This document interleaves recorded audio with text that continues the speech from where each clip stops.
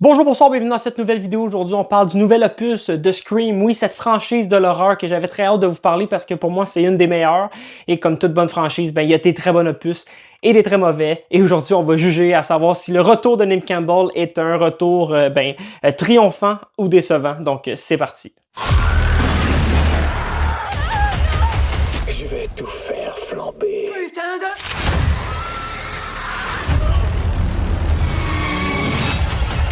On va bien s'amuser. Ce film est la deuxième réalisation de Kevin Williamson, un nom qui vous dit peut-être quelque chose si vous êtes un fan de la franchise ou encore fan d'horreur des années 90, parce que c'est le scénariste de Scream 1, de Souviens-toi l'été dernier, Le Pacte du silence au Québec, et aussi de Scream 2, Scream 4 et Scream 7, et donc il a aussi été producteur sur d'autres opus de la franchise Scream, et aussi d'autres projets avec Wes Craven. Mais juste avant de se plonger dans Scream 7, il faut faire un petit cours d'histoire, à savoir qu'est-ce qui est arrivé un petit peu avec la production de ce frisson 7, parce que c'est pas évident, non. Après le 6, il est arrivé plein de choses avant la sortie de ce 7e opus, 3 ans notamment, et en 3 ans, il s'est passé plein d'affaires. Le revival de la saga Scream sort en 2022, réalisé par Matt Denetili Olpin et Tyler Gillett. Ça se peut que j'ai scrappé leur nom, mais pour le bienfait de la vidéo, on va les appeler les deux gars. C'est les deux gars qui ont notamment fait Ready or Not, donc Prêt pas prêt, ou Wedding Nightmare, si je me trompe pas, en France. Le film va introduire de nouveaux personnages tels que Chad et Mindy, qui sont frères et sœurs, mais aussi neveu et nièce de Randy, personnage iconique du début de la franchise, mais on va se concentrer plus précisément sur deux sœurs, les sœurs Carpenter, Tara et Samantha, interprétées par Jenna Ortega et Melissa Barrera. Elles étaient pressenties probablement pour être les nouvelles têtes d'affiche de la saga Scream. Il y avait un passage de flambeau à faire. Pour ceux qui veulent se lancer, tu peux commencer la saga Scream par le 5, 6 et 7. Il y a peut-être des choses que vous n'allez pas comprendre, il y a peut-être des refs que vous n'allez pas avoir, mais bref, ça se fait. Ensuite de ça, film succès, ça passe crème, les gens sont au rendez-vous, le film fait de la monnaie, et quand on fait de la monnaie, qu'est-ce qu'on fait?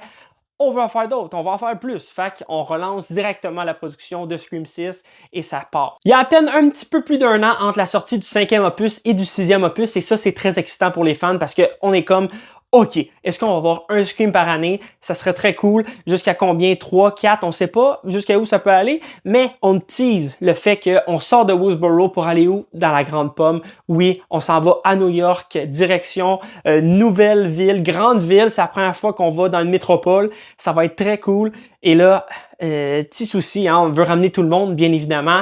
Et là, souci, parce que tout parle de pognon et de monnaie, Neve Campbell dit non, moi je refuse le salaire qu'on m'offre parce que je trouve que qu'est-ce que j'ai donné à la saga depuis environ 30 ans, c'est pas assez. Nous, on veut pas te donner ça.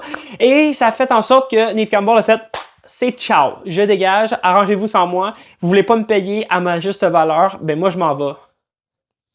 Bravo, girls! Parce que qu'est-ce qu'elle sait pas encore, c'est que c'est un très gros coup de monnaie qu'elle va faire par la suite. Donc pour les studios, que Neve Campbell soit là ou non, c'est pas grave, on va faire le film quand même parce qu'on a des nouvelles têtes d'affiche qui vont être capables de soutenir le projet, Jenna Ortega et Melissa Barrera.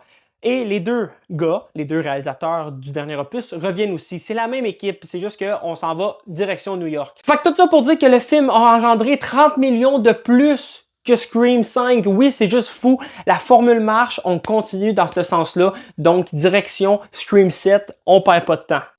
Et là, c'est là que tout va partir en couille. Et oui, puis tout va commencer par le départ des deux réalisateurs qui ont fait les deux derniers opus parce qu'ils veulent faire autre chose. Ils vont faire notamment Abigail et leur prochain film, c'est Ready or Not 2 qui va sortir cette année aussi.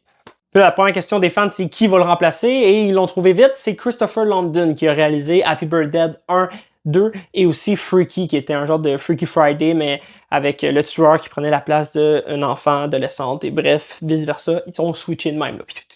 Les studios n'avaient pas assez des problèmes de réalisateurs, fait qu'ils ont décidé eux-mêmes de mettre dehors Melissa Barrera. Oui, parce que, ils ont jugé que les propos qu'elle avait utilisés, qu'elle avait dit sur le conflit israélo-palestinien étaient jugés antisémites.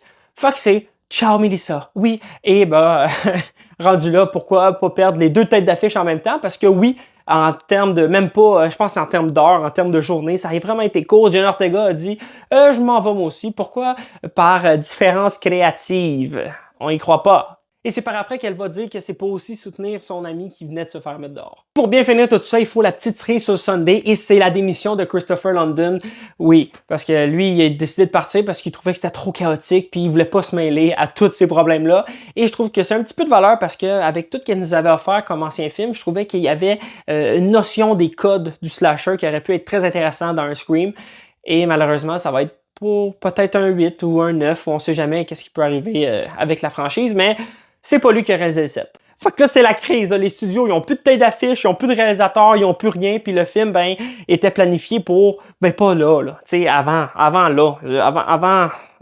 plus tôt, genre l'année passée, et peut-être l'année d'avant à base. Puis là, ben, je lève mon chapeau à la personne qui a pris ses couilles, puis qui a dit en meeting, je sais quoi, j'ai une idée, moi. On devrait peut-être rappeler Neve Campbell.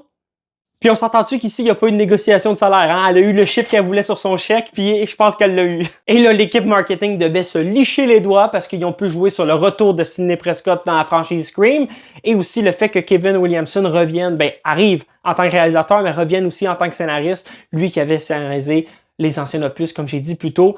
C'est juste parfait. On peut même jouer là-dessus sur le fait que c'est le retour de la gang originelle, entre guillemets, hein? Et on va mettre beaucoup d'emphase sur les premiers opus, la trilogie originale, dans le film, sans spoiler, et bien évidemment, j'en parlerai pas tout de suite, mais on va y revenir un petit peu plus tard dans la vidéo. Et ça y est, on est rendu à ce Scream 7.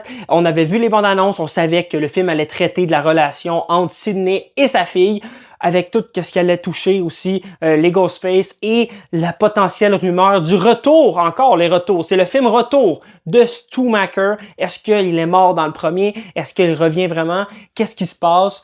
Et là, ben, on peut en parler pour vrai. Bon, ça y est, c'est maintenant le moment pour moi de vous donner mon avis sur Scream 7, à savoir si c'est un retour triomphant ou décevant de la franchise. Eh ben, je vous mentirais pas, j'ai été très déçu. Oui, puis j'ai pas été le seul, hein, parce qu'en sortant de la salle, ma copine m'a clairement dit que c'était le pire Scream qu'elle a jamais vu de sa vie. Et pour moi, ben, j'étais un petit peu mitigé à savoir si c'est le 7 ou le 3 le moins bon. Mais on est vraiment pas haut en termes de qualité dans la franchise ici, là, avec le 7. Mais il y a quand même des points positifs à soulever, à émettre, dont la mise en scène et la réalisation de Kevin Williamson. Je trouve qu'il s'en sort super bien. Il est capable de venir jouer avec la tension, quelque chose qu'on n'avait pas nécessairement dans les anciens opus.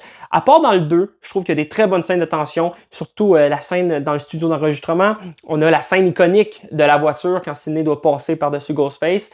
Mais ici, on va venir jouer aussi avec le fait que nous, ben c'est toujours de la tension, mais on voit le tueur, mais la personne qui va se faire tuer ne le voit pas. Et dans l'intro, par exemple, on a un cadre qui est noir parce que ça mène à une pièce qui est pas éclairée. Et on va venir jouer pour la première fois de la franchise avec l'aspect ghost, l'aspect fantomatique du visage de Ghostface. Il va rentrer dans le cadre noir et le masque est blanc, fait qu'on le voit très bien. Il va se promener de gauche à droite, de haut en bas, tel un fantôme. Je sais pas si c'est pour évoquer les morts et les massacres qu'il y a eu dans la maison de Stu Macher. Mais j'ai trouvé l'idée très originale et c'est ça, tant que ça joue avec la tension, moi j'aime ça. Il y a aussi la scène où est-ce que Tatum puis Sidney essaient de s'enfuir de Ghostface et passent par un passage dans un mur ça de large. Et ben il n'y a pas grande chose à faire à part de bouger vers la gauche ou la droite. Et ben les coups de couteau arrivent d'un bord puis de l'autre. Puis tous ceux qui sont claustrophobes doivent pas avoir aimé beaucoup cette scène-là. En tout cas, moi, quand ça touche à l'attention, j'aime ça. Fait que, encore dans le même esprit, on a dans le garage est en rénovation et il y a des bâches de plastique qui se promènent au vent d'un bord puis de l'autre. Fait que tu sais pas nécessairement Ghostface est où. Si tu te mets à POV du personnage, personnage qu'on suit dans la scène, ben il sait pas trop regarder non plus. Il y a du bruit un petit peu partout à cause des bâches. Et à un moment donné, nous, on voit en arrière d'une bâche le visage de Ghostface qui va apparaître justement grâce à l'éloignement de cette bâche de plastique-là qui nous permet de voir au travers. J'ai bien aimé ça aussi. En termes d'idée originale, la quarantaine, c'est pas ça. Le couvre-feu, c'est ça, qui fait en sorte que la ville est déserte le soir et ce qui va mener à une course-poursuite de Tatum qui va se faire pourchasser par Ghostface dans une ville déserte. Ça, c'était vraiment cool. Et à un moment donné, Ghostface va tomber. Ça, c'est un de mes plans préférés du film. Et il va se retrouver au sol, il va finir par se lever, mais il y a comme un spot de lumière au sol qui projette sur le mur, et là tu vas voir l'ombre se lever, et ça, j'ai vraiment trouvé ça nice. Pour rester dans le positif, il faut que je parle un petit peu du négatif, puis là-dedans, il faut que je parle du rythme du film qui est un petit peu inégal. On commence avec la scène classique d'introduction des Scream, qui se déroule à la maison de Stu Macher, qui est devenu un genre de Airbnb à l'expérience stable. C'est le fun, mais quand tu viens d'écouter tous les films pour écouter le 7e, t'as pas besoin de te faire dire « Hey, regarde ça, hey, tu te rappelles-tu de ça? » Tu le sais. Fait que je sais pas s'ils ont voulu faire ça par fan service, ah c'est cool, ou pour rappeler aux gens qui se rappellent pas trop des anciens films, hey, il y a eu ça. Bref, tout ça mène à un gros feu, parce que le Ghostface décide de brûler la baraque.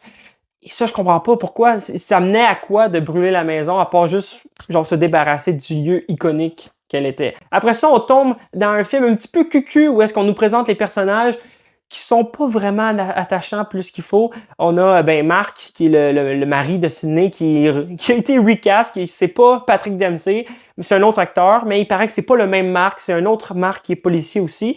Et pendant un long moment dans le film, je me demandais même si Tatum était la fille de Mark, parce qu'ils ont 3 enfants ensemble.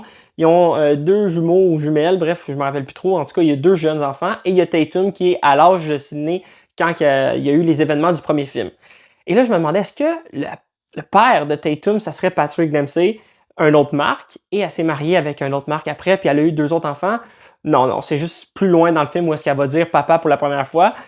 Bref, tout ça pour dire qu'on nous présente ces personnages-là. Tatum, et c'est ça, je dis, un film d'adolescent un petit peu cucu. Il n'y a pas vraiment de personnages, des nouveaux personnages introduits qui sont marquants, qui donnent le goût de suivre l'aventure avec eux. À part Sydney, hein, qui reste la queen de cette franchise. Après ça, on a la première grosse révélation du film. T'es genre, oh shit, le film va partir, il va décoller, c'est fou. On part dans un autre univers, je sais pas qu'est-ce qui va se passer, ça va être incroyable. Et non.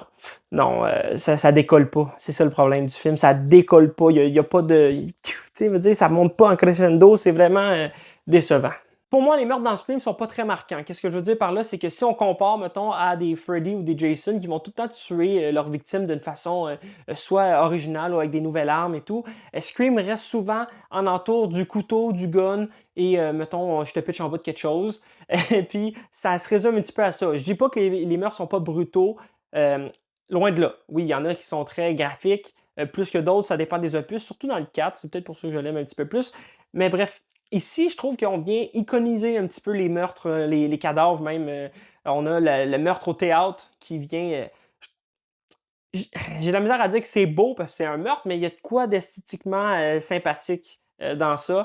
Et de la façon que ça arrive aussi, la personne qui est suspendue d'un bord à l'autre, puis t'as juste le Ghostface qui a stab, paf, paf, paf, à chaque fois qu'elle passe. J'ai bien aimé ce meurtre-là, mais à l'inverse, il y a des meurtres que j'ai trouvé absurdes, puis je me demandais pourquoi ils ont fait ça de même. Genre, on n'a jamais ridiculisé, on n'a jamais joué dans l'absurdité des meurtres de Scream. C'était un meurtre qui se passe dans un bar et qui joue un petit peu avec le fût de bière, qui vient même, je trouvais que ça venait toucher un petit peu plus, genre le art de clown dans Terrifier. Je trouvais que c'était pas un meurtre qui était dédié, mettons, à un Ghostface. Je trouvais ça très, très bizarre. Et en restant dans cette absurdité-là du meurtre, à la fin, on a 2 personnes qui tirent sur la tête de quelqu'un et beaucoup trop de balles dans une même tête pour que la personne reste debout et tombe pas avant. Et ça, j'ai trouvé ça bizarre. C'était genre une petite surenchère qu'on n'a pas vu nécessairement dans les Screams, puis je trouve que ça n'avait pas sa place. C'est réservé à d'autres franchises, ces affaires-là, des meurtres absurdes et de la surenchère. J'ai parlé des personnages qui étaient introduits, qui étaient un petit peu cucu et qu'on se voit un peu, mais il y a même le retour des anciens personnages, comme Gale Weathers, Mindy puis Chad qui reviennent. Puis t'es genre, fou. À part le fait que quand ils débarquent, c'est « Oh my God, ok, c'est cool ». Après ça, t'es genre, ok, ils servent pas à grand chose. C'est même, tu te demandes pourquoi ils sont là. Pourquoi ils ont pas fait Scream 7 en parallèle de Scream 6 puis dire, ah, les événements d'un se passent là, puis après ça, le 7 se passe en même temps. Je sais pas, tu sais, parce qu'il y a pas de corrélation vraiment. Il y a beaucoup trop de références ou on nomme beaucoup trop souvent New York dans ce film-là, juste pour rappeler, je sais pas. Ah, je viens de comprendre. Ok. J'ai compris ça, mais il faudrait que ça aille en spoilers. Fait qu'on va tomber en spoilers. C'est parti, spoilers.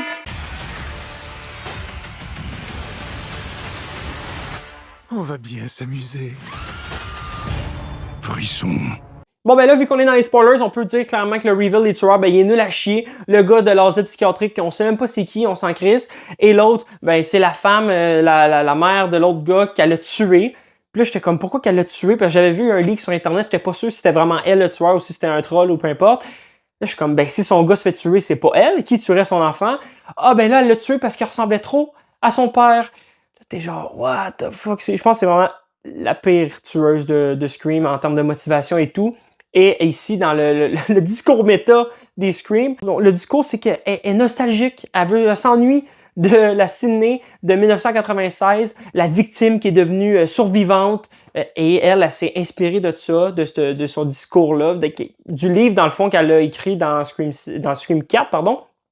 Et elle s'est inspirée de ça, puis elle a décidé de s'émanciper, d'arrêter d'être la victime. C'est pour ça qu'elle a tué son mari, parce qu'il devait pas être gentil avec elle. Je me rappelle pas trop s'il y avait de la violence conjugale ou toutes des choses comme ça. Mais où est-ce que je veux m'en venir, c'est que elle évoque souvent dans le film, c'est ça, on évoque New York. Puis là, t'es genre, on s'en crisse, c'était même pas là à New York. Fait qu'arrêtez de se poser des questions sur New York, elle était pas là. Et là, justement, à la fin, dans le reveal, la fille a dit « T'as même pas été capable de te pointer à New York quand il y a eu des événements, t'as changé, t'es plus la personne qu'on pense que t'étais, blablabla. » Fait qu'ils ont décidé de prendre Tatum pour faire un genre de Sydney 2.0. Mais je trouve que l'iconisation de Tatum est pas assez fort. Puis là, tu prends Tatum, encore dans le discours de changer de victime à héroïne ou à survivante, c'est le fait que Tatum, ben, elle est morte dans le premier film parce que c'est le nom que Sydney a donné à sa fille, mais c'est aussi le nom de sa meilleure amie dans le premier film qui se fait tuer par la porte de garage. Je trouve que dans cette conviction de potentiellement passer le flambeau de Sydney à Tatum ou de rendre Tatum un nouveau personnage principal de cette franchise-là, il manque d'iconisation, il manque de scène badass, il manque du fait que, ben, elle arrive même pas à la cheville de sa mère. Là, vous allez dire, ouais, mais Sydney est là depuis 6 films. C'est même pas ça, je parle juste du premier. Elle a rien vécu de similaire à sa mère. On essaye juste de pousser le fait que ben on veut retourner la roue, on va repartir dans une boucle qui va mener à d'autres films potentiellement. Que dans le plan de la tueuse, elle aurait dû pousser son garçon à essayer de sortir avec Sydney pour justement refaire un parallèle Billy-Sydney à place de juste mettre Ben, le chum de Tatum, en genre de fausse piste, hein, de faire à croire que c'est tout le temps le tueur. Ben, le tueur est toujours le copain de la personnage principale. Là, c'est mal chié. Puis on essaye encore plus de te pousser à croire que c'est lui, surtout avec toute l'IA sur l'ordi. Ah, puis gars, parler de l'IA. Fuck l'IA, OK? Pour vrai, tout ce qui tourne à l'IA, c'est nul à chier, OK? Matthew Lillard, ben finalement, ben c'est tout. Ben, c'est juste de l'IA. C'est à chier. On s'entend-tu là-dessus? Pourquoi tu fais semblant de ramener un des plus grands personnages de cette franchise-là? Tu le réduis à de l'IA. Là, rendu là, ben, ils ont ramené Dewey aussi dans l'IA. Ils ont ramené les personnages, le tueur et la tueuse de Scream 2 et 3. Pourquoi tu ramènes pas Billy aussi, rendu là? C'est complètement con. Encore là, je trouve que c'est du fanservice assez mal chié. Je sais pas si Kevin Williamson a voulu surprendre les spectateurs en se disant que tout le monde s'attend à ce que tout soit dans le film. Mais on va pas le mettre nécessairement de la façon qu'il pense qu'il va être dedans. Fuck you, man. Fuck Scream 7. Fais chier. C'est n'importe quoi. Ça fait juste... On dirait qu'ils font juste étirer le fait que, ben, c'est tout, ben, on va le faire apparaître dans le 8. Genre, t'es comme... Parce qu'on sait pas s'il est réellement mort encore. Fait qu'il continue à jouer avec ce doute-là. C'est complètement stupide. Ça me fait vraiment chier. Autant que j'adore la saga Scream, même le 3, je l'aime bien. Hein, j'adore faire le marathon puis les écouter à chaque fois qu'il y a un opus qui sort. Je trouve juste que là, c'est un fuck you. C'est un fuck you aux fans, je trouve. Le fait que, ben, hey, gars, on essaie de vous faire croire que tout va être là. C'était juste évident, tout le monde voulait son retour. Pourquoi tu nous fakes ça? Genre? Il y a une phrase dans le film qui dit clairement « Hey, Billy avait une fille. Hey, ça n'a pas d'allure, on sait plus à quoi s'attendre. » Justement, pourquoi tu ramènes-nous tout? C'est juste ça qu'on veut. Pourquoi nous faire chier avec de l'IA? Et là, ouais, c'est fini. Ouais, je suis tanné. Je suis tanné de tourner. Je suis tanné de parler de Scream 7. J'essaie de trouver des points positifs, mais je suis déçu au bout de la ligne. Fait que ça me fait royalement chier. Fuck l'IA encore. Et si jamais ils pensent à faire un 8, faites juste plaisir aux fans. Arrêtez d'essayer de penser à des choses pour essayer de faire des twists improbables. Et si jamais Jenna Ortega et Melissa Barrera reviennent, faites en sorte que c'est eux les tueuses. Ça serait juste cool. Genre, confrontation finale. Ouais, eniez-vous vers la fin parce que vous n'êtes pas capable de passer le flambeau. Fait que sur ça, je vous dis merci beaucoup d'avoir regardé la vidéo. Likez, commentez, partagez sur ce. Faites ce que vous voulez. À la prochaine. Ciao!